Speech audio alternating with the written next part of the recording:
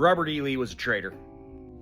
And while to most of us, that doesn't seem like it should be a controversial statement, to this guy right here it is.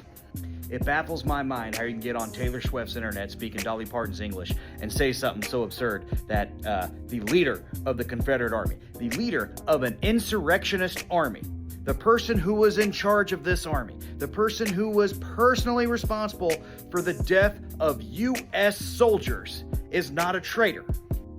But Lee wasn't a citizen of the United States. Lee was a citizen of Virginia and the Confederacy. Again, another just dumb statement to make.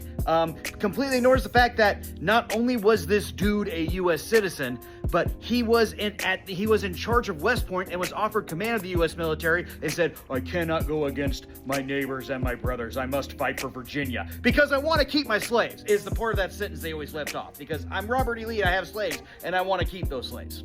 It blows my mind that there are still people that say Robert E. Lee was a hero and John Brown was a villain.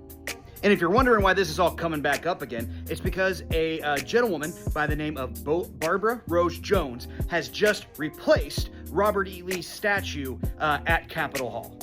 Barbara Rose Jones is going to be one of the numerous plaintiffs whose case against segregated schools gets combined with the Brown versus Board of Education case to end segregation in the United States.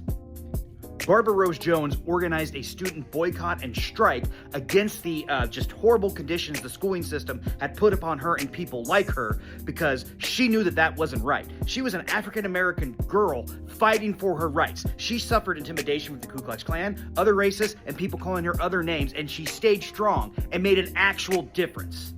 Barbara Rose Jones is an actual American hero. Robert E. Lee is a traitor. End of story. Have a great day, everybody. I'm glad I wore the Warhawk today. Peace.